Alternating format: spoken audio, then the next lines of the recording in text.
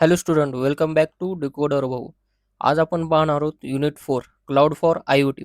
Unit 1 आणि 2 आणि 3 चे जर तुम्ही मोस्ट इम्पॉर्टंट क्वेश्चन पाहिले नसतील तर लिंक मी डिस्क्रिप्शनमध्ये दिलो आहे. थोडे तुम्ही पाहून घ्या 3 युनिटचे. आजच्या या व्हिडिओमध्ये आपण पाहणार आहोत unit 4 cloud for I O T. चला तर मग बघूया मोस्ट इम्पॉर्टंट क्वेश्चन. पहिला क्वेश्चन कोणता आहे? What is the cloud computing? Explain its fundamental characteristic and advantages in I O T application. पहिल्यांदा आपल्याला क्लाउड कॉम्प्युटिंग नेमकं काय ते आपण एक्सप्लेन केलं पाहिजे एक्झाममध्ये. त्यानंतर फंडामेंटल त्याचे कॅरेक्टर्स आपण एक्सप्लेन केले पाहिजे. त्यानंतर आपण ॲडव्हांटेजेस आपण लिहिले पाहिजे. पहिल्यांदा डेफिनेशन, त्याच्यानंतर कॅरेक्टरिस्टिक, त्यानंतर आपण ॲडव्हांटेजेस इन आय-ओ-टी हे आपण एक्सप्लेन केलं पाहिजे. पुढचा क्वेश्चन कोणता आहे आता आपला? Explain the architecture of cloud computing with NEET diagram. यामध्ये आपल्याला पहिल्यांदा नीट डायग्राम आपण काढलं पाहिजे. त्यानंतर आपण एक्सप्लेन केलं पाहिजे आर्किटेक्चर ऑफ क्लाउड कॉम्प्युटिंग. तर तुमचा हा फॉर्मॅट जर असेल असा, पहिल्यांदा डायग्राम, त्यानंतर आपण एक्सप्लेन केलं पाहिजे point wise.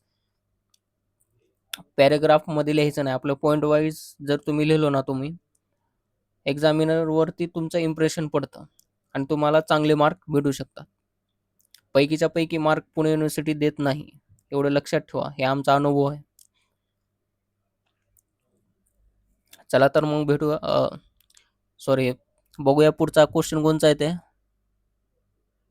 How does the cloud computing support internet of things application? Explain with suitable example.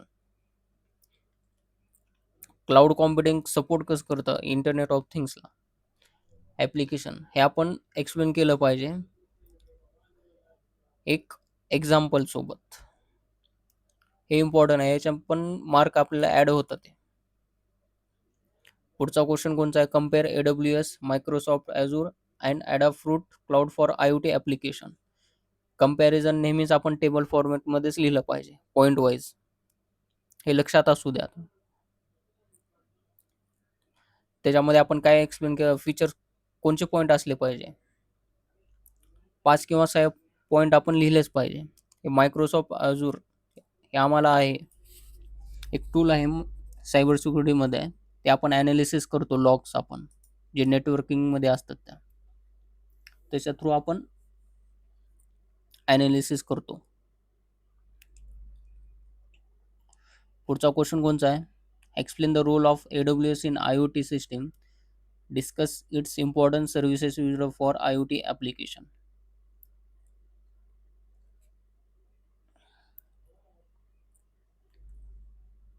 Important question आहे हा.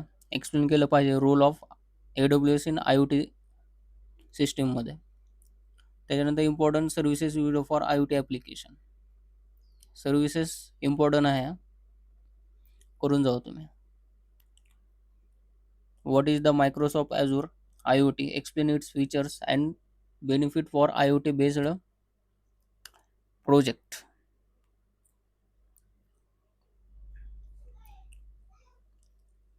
याचे फीचर्स कोणते आहेत यामध्ये? एक पॉईंट सांगतो तुम्हाला, तसंच लिहून घ्या तुम्ही. Azure IoT हब आहे, डिव्हाइस मॅनेजमेंट येतं यामध्ये, रिअल टाईम मॉनिटरिंग सांगितलं ना तुम्हाला, रिअल टाईम मॉनिटरिंग, आपण लॉक चेक करतो, सिक्युरिटी, हे पॉईंट आपण लिहिलंच पाहिजे त्यामध्ये. पुढचं क्वेश्चन कोणतं आहे? Discuss the Adafruit IO platform, how it is useful for IoT data monitoring and visualisation. Important question आहे.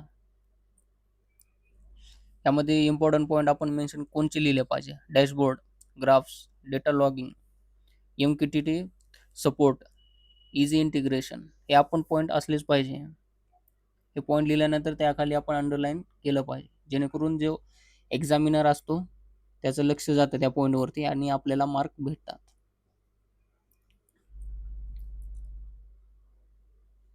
पुढचा क्वेश्चन कोणता? Explain the different cloud services used in IoT. Compare AWS, Azure and Adafruit based on their features. वरचा question आहे हा, important आहे, करून जावा हा क्वेश्चन. Cloud services. पुढचा क्वेश्चन कोणता आहे? What are the major challenges face while using the cloud services in IoT application? Explain in details. हा क्वेश्चन इम्पॉर्टंट आहे, हे डिटेल्समध्ये सांगितलं आहे.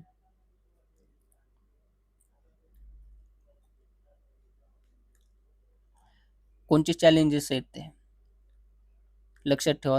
वाटलं तर तुम्ही लिहून घ्या. एक तुम्हाला सांगतो. सिक्युरिटी इश्यूज आहेत, प्रायव्हसी कन्सर्न आहेत, नेटवर्क लेटन्सी आहे, हाय डेटा व्हॉल्यूम आहे आणि कॉस्ट मॅनेजमेंट हे इश्यू आहे. पुढचा क्वेश्चन कोणता आहे? Discuss the security and privacy issues associate with cloud based IoT system. करून जा, हा क्वेश्चन इम्पॉर्टंट आहे. मी जास्त काही एक्सप्लेन नाही करणार. इम्पॉर्टंट क्वेश्चन ऑलरेडी तुमचा अभ्यास झालेला आहे. फक्त हे इम्पॉर्टंट क्वेश्चन आहेत, तुम्ही बघून प्रिपेअर करून जावा नीट.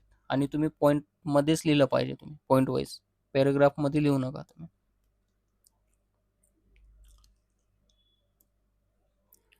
पुढचा क्वेश्चन कोणता आता आपला? Explain the process of storing, processing and analysing IoT data using cloud platform. हा क्वेश्चन समजून घ्या पहिल्यांदा. क्लाउड प्लॅटफॉर्म वापरून आपण IoT डेटा स्टोअर, प्रोसेस आणि अनालाइज जे हे आहे आपलं प्रोसेस आहे, एक्सप्लेन करायचं आपल्याला त्या. पुढचा क्वेश्चन कोणता आहे? What factor should be consider while selecting a cloud platform for an IoT application. कोणचे फॅक्टर आहेत ते आपण इझी आहे ते. IoT ॲप्लिकेशनसाठी आपण क्लाउड प्लॅटफॉर्म सिलेक्ट करताना कोणते फॅक्टर आपण त्याचं हे करतो, आपण कन्सिडर करतो. इझी आहेत. कॉस्ट आहे, सिक्युरिटी आहे, स्टोरेज आहे, स्केलेबिलिटी आहे, इझी ऑफ इंटिग्रेशन आणि परफॉर्मन्स हे आपण पॉईंट, आपण फॅक्टर आपण लक्षात ठेवतो आपण. पुढचा क्वेश्चन कोणता आहे आपला? Compare different cloud platforms based on scalability, cost, security and performance. Scalability, cost, security and परफॉर्मन्सच्या आधारे आपण विविध क्लाउड प्लॅटफॉर्मचे आपण कंपॅरिझन करतो. ते आपण टेबल फॉर्मॅटमध्येच आपण लिहिलं पाहिजे, लक्षात ठेवा तुम्ही. Explain the importance of cloud computing in large scale IoT deployment. यामध्ये मोठ्या प्रमाणात IoT डिप्लॉयमेंटमध्ये क्लाउड कॉम्प्युटिंगचे काय इम्पॉर्टंट आहे आपण लिहिलं पाहिजे. ते इम्पॉर्टंट क्वेश्चन आहे, करून जाऊ तुम्ही. जास्त जास्त 15 क्वेश्चन आहेत, ते जास्त वेळ लागत नाही. ते करून जाऊ 15 की 15. Write a detailed note on the selection of cloud services for IoT application with suitable example. Detail note लिहायला सांगितलेला आपल्याला. हा क्वेश्चन 100% पडतो. स्ट्रक्चर काय लिहिलं पाहिजे याच्यामध्ये? इंट्रोडक्शन, सिलेक्शन क्रायटेरिया काय असतो, कंपॅरिझन, एक्झाम्पल हे लिहिलंच पाहिजे आपल्याला. विथ सुटेबल एक्झाम्पल म्हणलेला आहे, तिथे एक्झाम्पल आपण लिहिलंच पाहिजे. त्याला मार्क असतात 1 किंवा 2 मार्क. पुढचा क्वेश्चन कोणता आहे? मोस्ट इम्पॉर्टंट क्वेश्चन, एक्झाम मध्ये फिक्स पडू शकतात, ते बघून घ्या तुम्ही.